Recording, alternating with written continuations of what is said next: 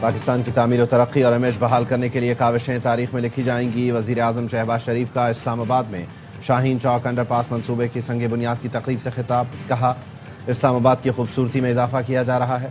S C O conference کی تیاریوں سے متعلق ہوٹلز اور رہائشی منصوبے بھی ضروری ہیں۔ محسن نقوی اور ان کی ٹیم برق رفتاری سے منصوبے تعمیر کر رہی ہے۔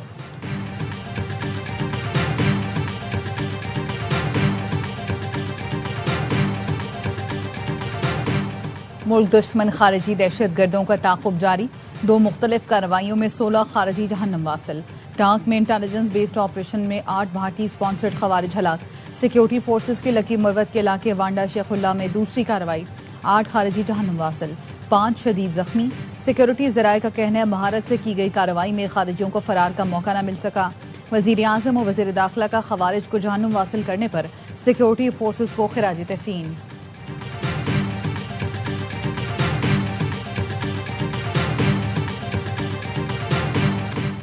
ہنگو میں پولیس نے شہداء کا بدلہ لے لیا۔ آپریشن میں 2 دہشت گرد ہلاک، کئی دہشت گرد زخمی حالت میں فرار۔ پولیس اور دہشت گردوں میں 30 منٹ تک فائرنگ کا تبادلہ ہوا۔ ہنگو میں 2 دھماکوں میں ایس پی اسد زبیر سمیت 3 پولیس اہلکار شہید ہوئے۔ اور پنجاب کو غیر قانونی اسلحے سے پاک کیا جائے گا۔ غیر قانونی اسلحہ 15 دن میں جمع کرانے کی ہدایت۔ لائسنس یافتہ اسلحے کے مالک اور جاری کرنے والے کی تصدیق کی جائے گی۔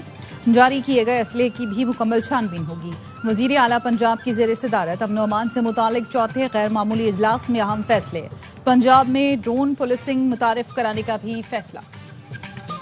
پنجاب میں کسی کو بدماشی نہیں کرنے دیں گے، کارروائی کسی مخصوص فرقے کے خلاف نہیں۔ آئی جی پنجاب عثمان انور کی پریس کانفرنس۔ کہا، دوسرا جمعہ ہے، پنجاب میں کوئی سڑک بلاک نہیں ہوئی۔ غیر قانونی اسلحہ جمع کرنے کی پالیسی کسی تھریٹ کی وجہ سے نہیں۔ صوبے کو غیر قانونی اسلحے سے پاک کرنے کا فیصلہ سیاسی اور عسکری قیادت کا متفقہ فیصلہ ہے۔ پنجاب میں جرائم کی شرح 70% کم ہو گئی۔ صوبے سے شوٹر اور گینگز کا خاتمہ کر رہے ہیں۔ پنجاب میں ڈالا کلچر میں بھی کمی آ گئی ہے۔ آئی جی پنجاب عثمان انور کی ٹی ایل پی کے پرتشدد مظاہروں میں شہید 12 پولیس افسران کے اہل خانہ سے ملاقات۔ کہا، ریاستی عملداری ہر صورت قائم رکھی جائے گی، شہیدوں کا خون رائیگاں نہیں جانے دیں گے۔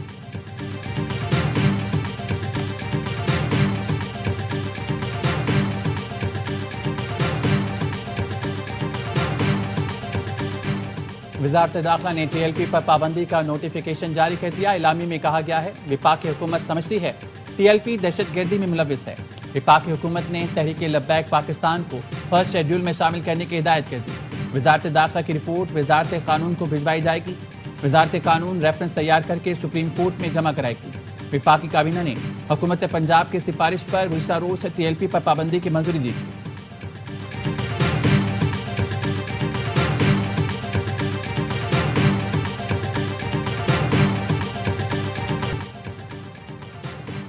وزیر اعلیٰ خیبر پختونخوا نے پولیس کے لیے نئی آپریشنل گاڑیوں کی خریداری کی منظوری دے دی۔ سہیل آفریدی کا کہنا تھا، تمام اضلاع میں تھانوں کی استعداد کار بڑھانے کے لیے آپریشنل گاڑیاں دی جا رہی ہیں۔ پولیس کو 1.89 ارب کی لاگت سے بلٹ پروف گاڑیوں کی فراہمی پر بھی کام جاری ہے۔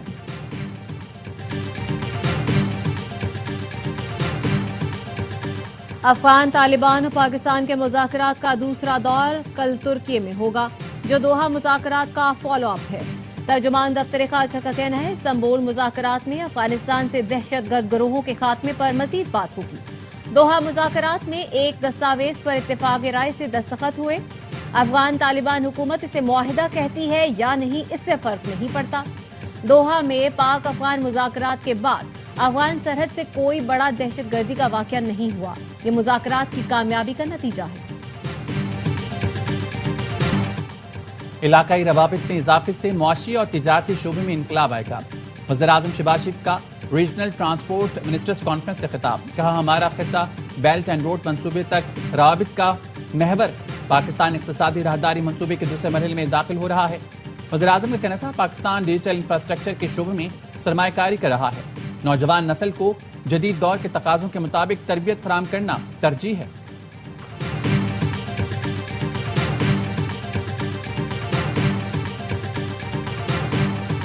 وزیر اعظم سے قطر کے وزیر تجارت و صنعت شیخ فیصل بن ثانی کی ملاقات۔ شہباز شریف کا پاکستان قطر تعلقات کی مثبت سمت پر اطمینان کا اظہار۔ علاقائی اور عالمی مسائل پر قطر کے مسلسل حمایت پر شکریہ ادا کیا۔ وزیر اعظم نے توانائی، زراعت، غذائی تحفظ، IT، سیاحت، انفراسٹرکچر میں تعاون بڑھانے پر زور دیا۔ دو طرفہ تجارت اور سرمایہ کاری میں اضافے کی اہمیت اجاگر کی۔ قطری سرمایہ کاروں کو SIFC فریم ورک کے تحت نئے مواقع سے فائدہ اٹھانے کی دعوت دی۔ دونوں رہنماؤں کا مشترکہ اہداف کو عملی شکل دینے پر اتفاق۔ قطری وزیر نے پاکستان کے ساتھ اقتصادی روابط مزید گہرے کرنے کے عزم کا اعادہ کیا۔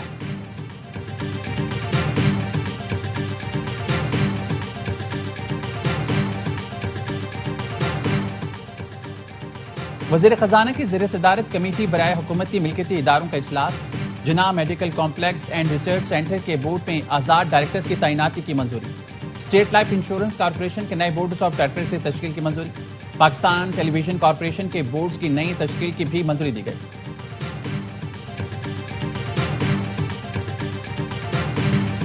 26 نومبر احتجاج کیس میں علیمہ خانم کا قومی شناختی کارڈ اور پاسپورٹ بلاک کرنے کا حکم۔ بینک اکاؤنٹس منجمد اور ضامن کی جائیداد ضبط کرنے کے بھی احکامات۔ علیمہ خانم طلبی کے باوجود راولپنڈی کی انسداد دہشت گردی عدالت میں پیش نہ ہوئی۔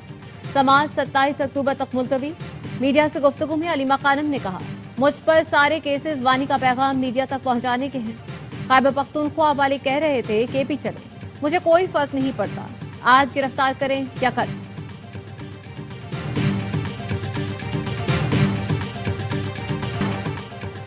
مریم نواز، کیپٹن ریٹائرڈ سردار رانا ثناء اللہ اور دیگر کے خلاف نیب آفس حملہ کیس خارج۔ لاہور کی انسداد دہشت گردی عدالت نے لیگی رہنماؤں کے خلاف اخراج کیس کی رپورٹ منظور کر لی۔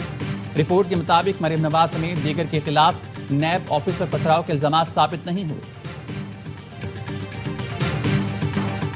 PCB نے PSL فرنچائز ملتان سلطان سے متعلق بیک اپ پلان بنا لیا۔ ذرائع کا کہنا ہے 1-2 سرمایہ کار PCB سے رابطے میں ہیں۔ ملتان سلطان کی رکنیت منسوخی کی صورت میں نئے مالک کو جلد فائنل کیا جائے گا۔ ملتان سلطان کی موجودہ مینجمنٹ سے معاملات طے نہ پائے تو فرنچائز فروخت کی جائے گی۔ PCB نے ملتان سلطان کی مینجمنٹ کے خلاف کوڈ آف کنڈکٹ کی خلاف ورزی پر قانونی نوٹس بھیجا تھا، جس کو ملتان سلطان کے مالک علی ترین نے پھاڑ دیا تھا۔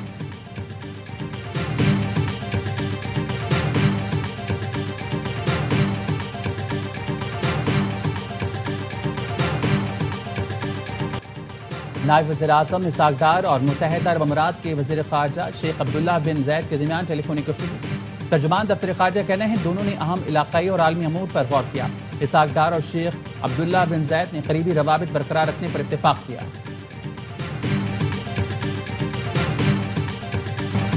پاکستان نے اقوام متحدہ میں بھارت کا گھناؤنا چہرہ بے نقاب کر دیا۔ پاکستانی کونسلر سائمہ سلیم نے اقلیتوں کے مسائل پر اجلاس سے خطاب میں کہا، اسلاموفوبیا کے بڑھتے رجحان پر گہری تشویش ہے۔ بھارت میں انتہا پسند نظریات کے بھیانک نتائج سامنے آ رہے ہیں۔ بھارتی ریاستی پالیسی اقلیتوں کے خلاف نفرت پر مبنی ہے۔ بھارت میں عبادت گاہوں پر حملے اور نسل کشی کے اعلانات معمول ہیں۔ بھارتی انتہا پسند ریاستی پالیسی بین الاقوامی امن کے لیے خطرہ ہے۔ عالمی برادری اقلیتوں پر مظالم میں ملوث مجرموں کو جواب دہ ٹھہرائے۔ ہمارے علاقے کھنڈر بنے ہیں، ساری زندگی کی جمع پونجی اسرائیل نے خاک میں ملا دی۔ گھروں کو لوٹنے والے غزہ کے شہریوں کی دہائی، بین الاقوامی برادری سے گھروں کو تعمیر کرنے میں مدد کی اپیل۔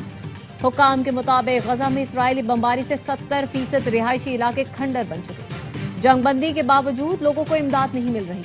رفح کراسنگ بند ہونے سے امدادی ٹرک غزہ میں داخل نہیں ہو رہے۔ اقوام متحدہ کا رفح کراسنگ فوری کھولنے کا مطالبہ۔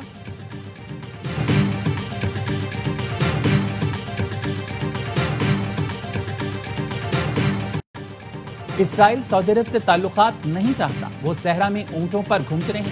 اسرائیلی وزیر خزانہ نے سعودی عرب سے تعلقات قائم کرنے کا امکان سختی سے مسترد کر دیا۔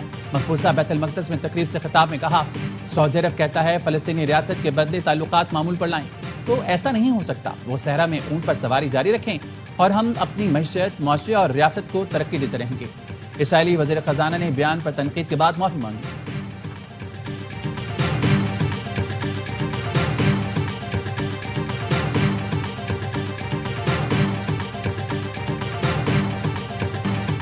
مغربی کنارے سے متعلق فکر کرنے کی ضرورت نہیں، اسرائیل مغربی کنارے میں کچھ نہیں کرے گا۔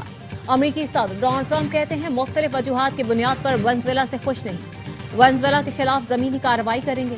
चीनी सदर से जल्द मुलाकात करूंगा। अमरीकी सदर और चीनी सदर के दरमियान मुलाकात 30 अक्टूबर को जनूबी कोरिया में होगी। सदर ट्रंप ने कनाडा के साथ तमाम तजारती मुज़ाकरात फौरी तौर पर खत्म कर दिए। कहा, कनाडा की तरफ से इश्तिहारी मुहिम के दौरान रेगन का बयान गलत पेश करने पर यह फैसला किया गया। इक़दाम अमरीकी मफाद और तजारती खुदमुख्तारी के तहफ़्फ़ुज़ के लिए नागुज़ीर था।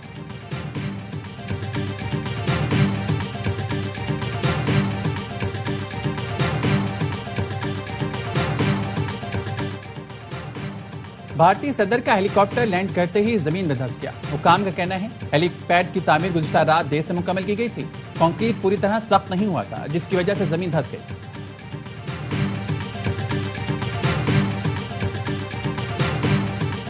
कराची एयरपोर्ट पर सादा लिबास 2 अफराद ने शहरी से करोड़ों रुपए की डिजिटल करेंसी लूट ली। मलिर कोर्ट में दायर दरख्वास्त में किमाड़ी के रिहायशी फैज़याब ने मौक़िफ़ इख्तियार किया।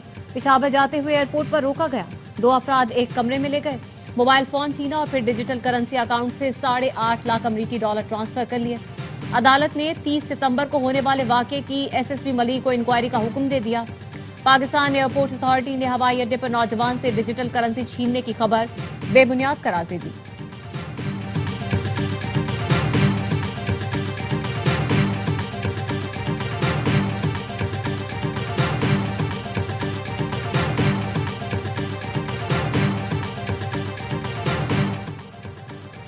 Anti human trafficking circle Quetta ने अफगान शहरियों समेत 6 स्मगलर्स को गिरफ्तार कर लिया।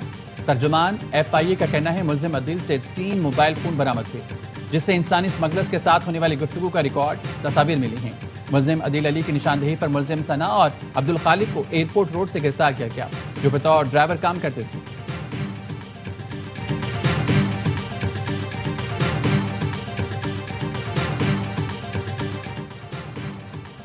FIA की रावलपिंडी और इस्लामाबाद में कार्रवाई। गुर्दों की गैर कानूनी पैवनकारी पर इश्तिहारी समेत 6 मुल्जिमान गिरफ्तार। FIA का कहना है गिरफ्तार मुल्जिमान में डोनर्स, एजेंट्स और प्राइवेट लेबॉर्ट्रीज के मुलाजिमीन शामिल हैं। मुल्जिमान ने लाखों रुपए बटोरे और गैर कानूनी पैवनकारी के लिए प्राइवेट अस्पतालों का सहारा लिया।